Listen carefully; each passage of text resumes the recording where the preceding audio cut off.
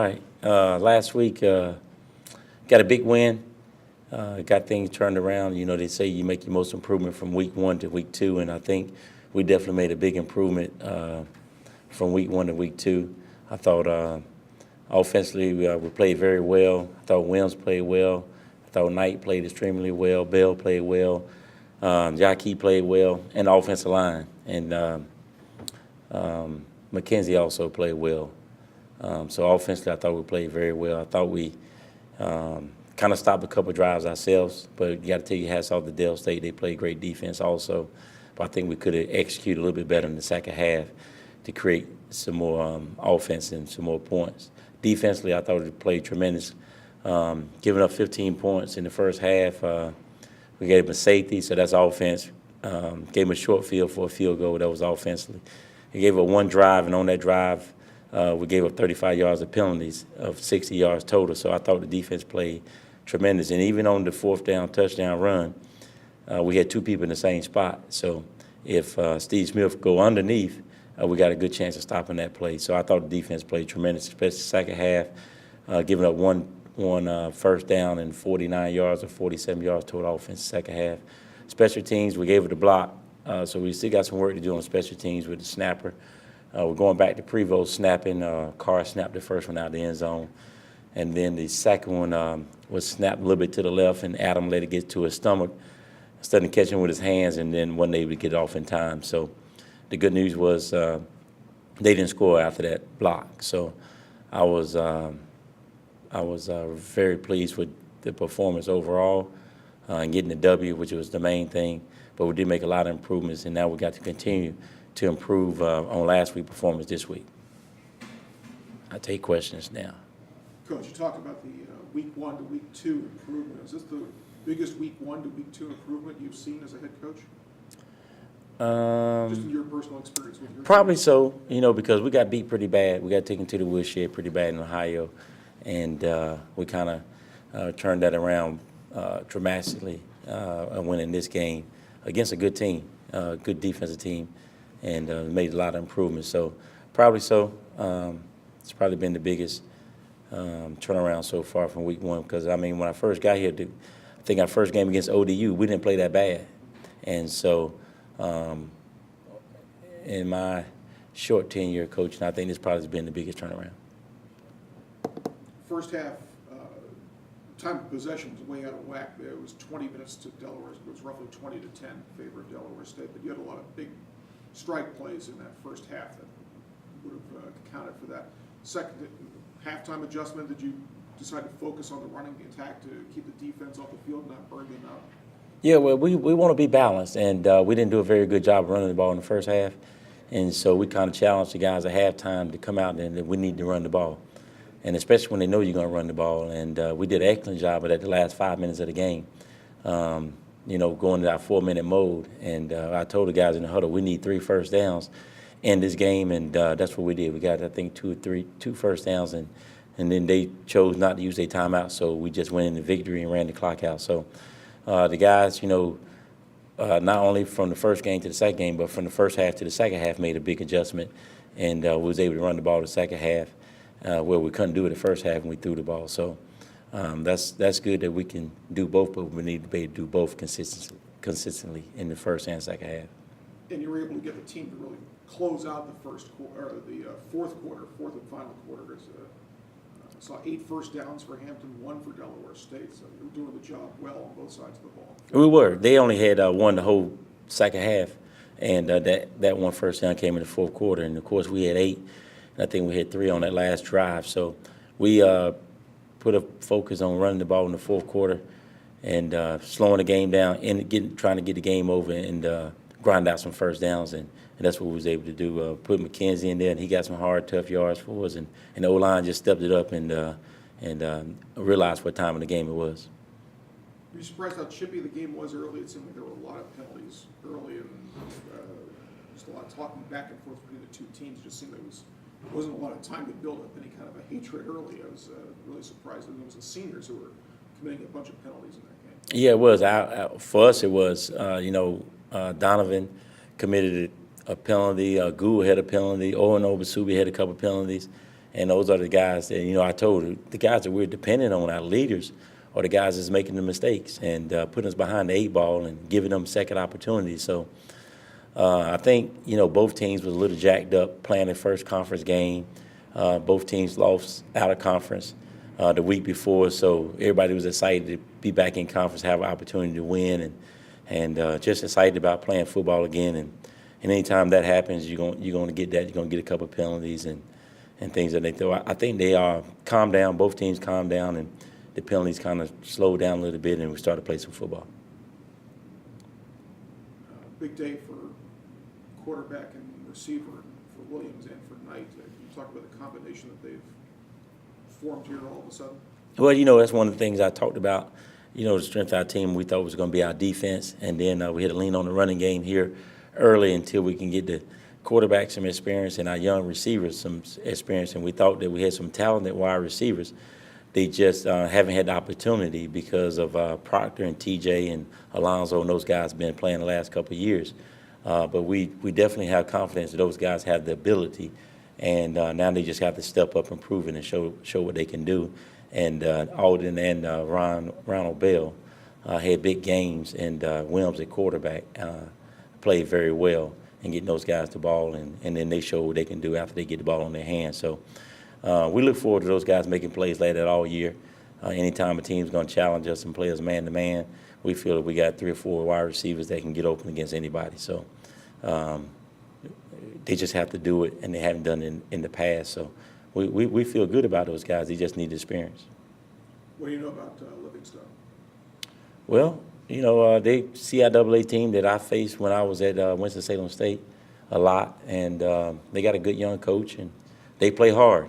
They play hard, and they're going to come in here and play us hard, and we have to be prepared.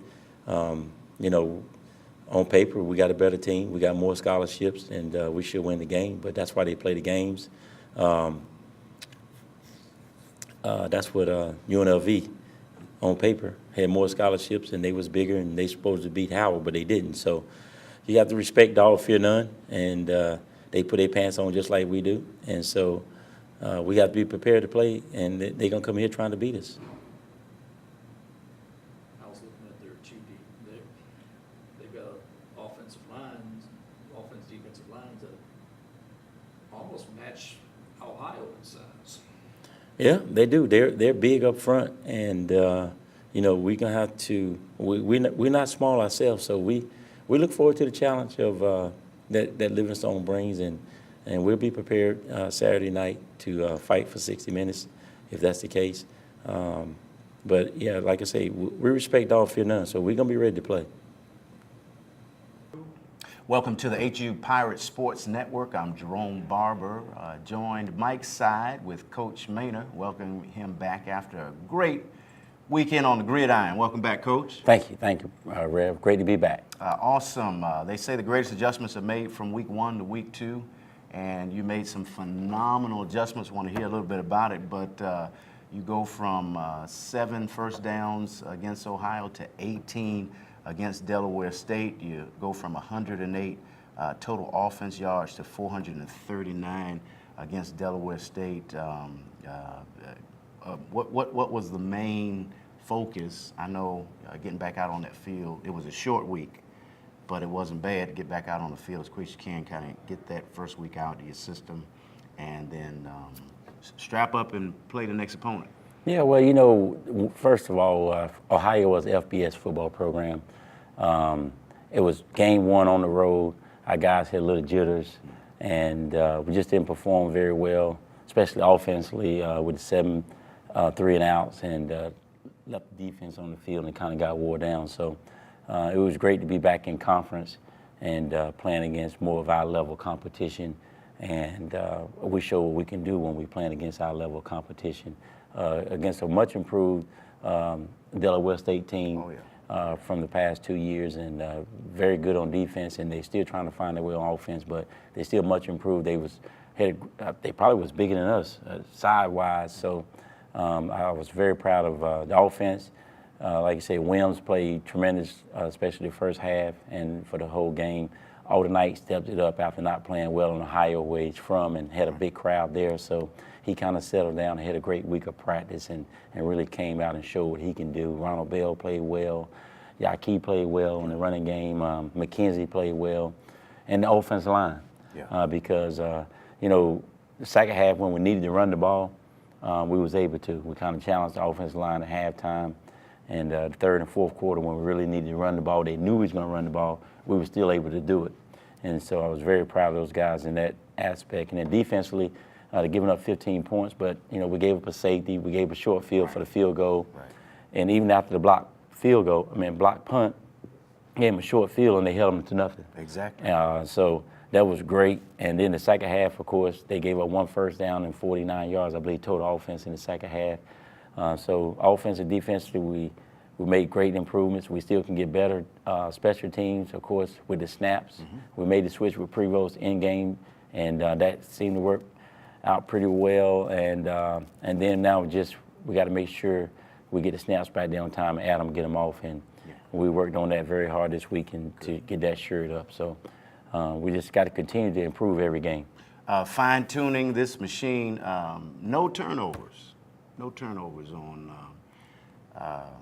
as far as fumbles and interceptions are concerned. Of course, the glitches with the special teams, but literally being able to steer the ship in the right direction. So we're right back home. Don't have to go on the road. Good full week of practice, and we got Livingstone coming in. Yes, sir. I'll touch on the turnovers real quick. We had 1 turnover against Ohio and none this week. So last year we had a ton of turnovers, and our turnover ratio, the takeaway ratio was terrible, and I think we're in the plus now, and we need to keep it that way, and we can continue to do that. It gives us a great chance, opportunity to win every football game that we play. And the 1 turnover against Ohio was quarterback was trying to throw the ball and try to stop, and the ball slipped out of his hand, and we turned it over. So, if it is a bright spot about a turnover, that is a bright spot, because that's something that he tried to pull down. If he pulled it down, we won't have any turnovers in that game. But we got Livingstone. They big up front on both sides of the football. And, they're CIAA opponent. And, we got more scholarships. And on paper, we're supposed to win the game. But Norfolk State was supposed to beat V-State. Exactly. And UNLV was supposed to beat Howard. Exactly. So that's why you play the games. And we respect all and fear none. So we look forward to the challenge. And we're going to get prepared to play Livingstone like it was anybody else. Yeah, like I said, respect all, fear none. Strapping up, it's 6 p.m. kickoff time at Armstrong Stadium. Take on Livingstone on this Saturday. It's Alumni Day, as well as City of Hampton Day, and so we'll be recognizing the hardworking folks in the city of Hampton, and of course those that are letting their lives do the singing. Alumni will be in place.